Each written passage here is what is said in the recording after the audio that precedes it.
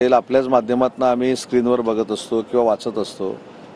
मागच्या वेळी ज्यावेळी 78 लाख मतं पडली होती त्यावेळी देखील माझ्या माहितीप्रमाणे काँग्रेसचा एकच खासदार निवडून आला होता। 58 लाख मतं ज्यावेळी पडली होती त्यावेळी एनसीपीचे किती खासदार निवडून आले होते हे देखील आपल्याला माहिती आहे। त्याच्यामुळे नियम लावताना मागच्या खासदारकीच्या निवडणुकीला एक नियम आणि विधानसभेच्या निवडणुकीला एक नियम, नांदेडमध्ये जी लोकसभेची निवडणूक झाली त्याच्यामध्ये खासदार जे निवडून आले त्याच्याबद्दल ते काय बोलत नाही, तिथं ईव्हीएम चांगलं होतं।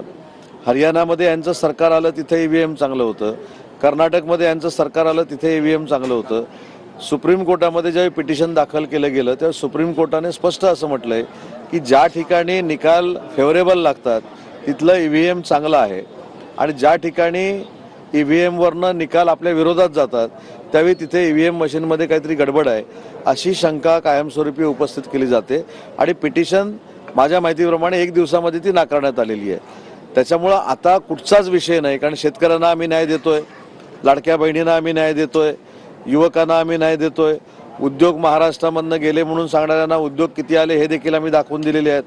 त्याच्यामुळे सगळ्या गोष्टीमध्ये महायुतीचं सरकार पुढाकार घेऊन महाराष्ट्राची विकासात्मक जडणघडण करते याच्यासाठी हा पोटशू उठलेला आहे आणि म्हणूनच आता ईव्हीएमवर खापर फोडलं जातं। मराठी भाषकांच्या महामेळाव्याला महाराष्ट्रातल्या नेत्यांना बंदी घालण्यात आली आहे। बेळगावमध्ये हा महामेळावा होणार आहे आणि महाराष्ट्र एकीकरण समितीने हा महामेळावा घेतलेला आहे। मात्र उद्यापासून सुरू होत असून आजपासूनच मराठी नेत्यांना महाराष्ट्र नेत्यांना त्या ठिकाणी बंदी आहे, काय वाटतंय?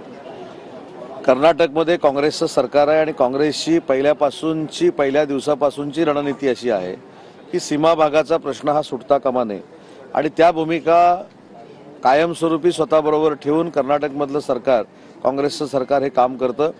महाराष्ट्र एकीकरण समितीची मागणी काय आहे की सीमा भाग जो आहे तो महाराष्ट्रामध्ये आला पाहिजे, जो सुप्रीम कोर्टामध्ये जे पिटिशन दाखल आहे त्याचा निकाल झाला पाहिजे।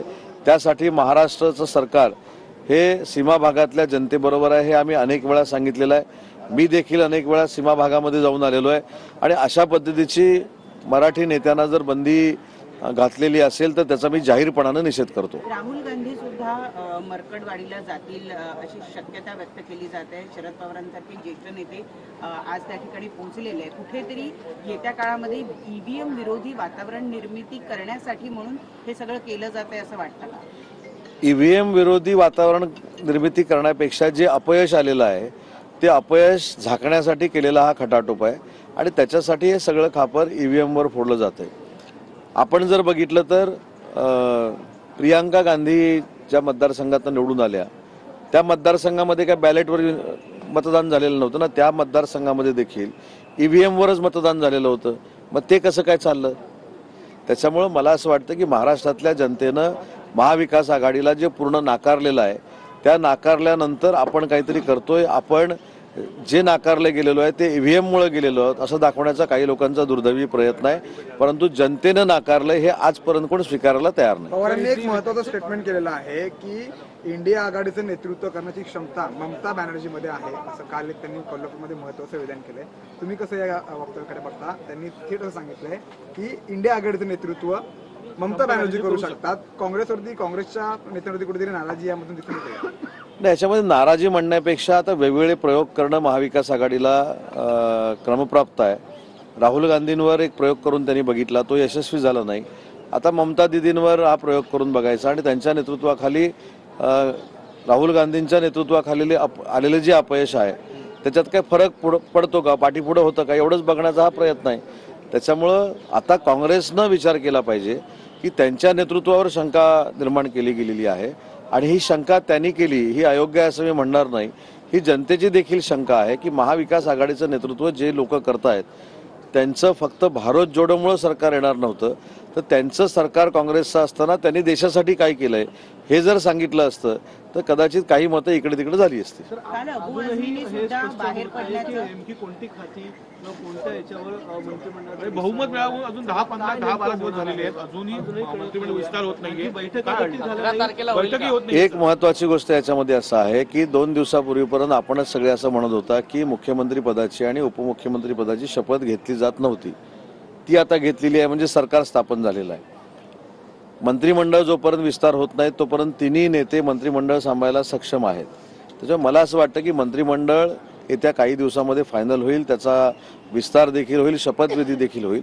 परंतु तोपर्यंत महाराष्ट्राचा विकासात्मक गाडा पुढे नेण्यासाठी तिघांचं नेतृत्व कॅबिनेट अतिशय चांगल्या पद्धतीनं चालू शकतात, हा आम्हाला देखील विश्वास आहे आणि महाराष्ट्रातल्या मतदारांना देखील विश्वास आहे. सर, हिवाळी अधिवेशनाच्या आधी होऊ शकतो का विस्तार? हिवाळी अधिवेशनाच्या आधी विस्तार होऊ शकतो का सर? आता मला पक्षाचं मत किंवा या तिघांचं मत माहिती नाही, पण मला असं वाटतं की हिवाळी अधिवेशनाच्या अगोदर मंत्रिमंडळाचा विस्तार नक्की होईल. शिवसेनेतलं मंत्रिपद कुठल्या बेसिसवर दिलं जाणार आहे? बातम्या पुढे येत असतात. अजूनही ते नाराज आहेत का? काही खात्यांना घेऊन अजूनही कुठेतरी चर्चा सुरू आहेत, नगर विकास, गृह खातं, दबाव तंत्र सुरू आहे.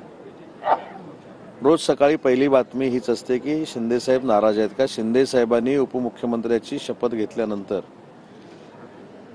काही जिल्ह्यांमध्ये जो अवकाळी पाऊस पडला होता, त्याच्यामुळे जे नुकसान झालं होतं, त्या अधिकाऱ्यांची देखील चर्चा केली.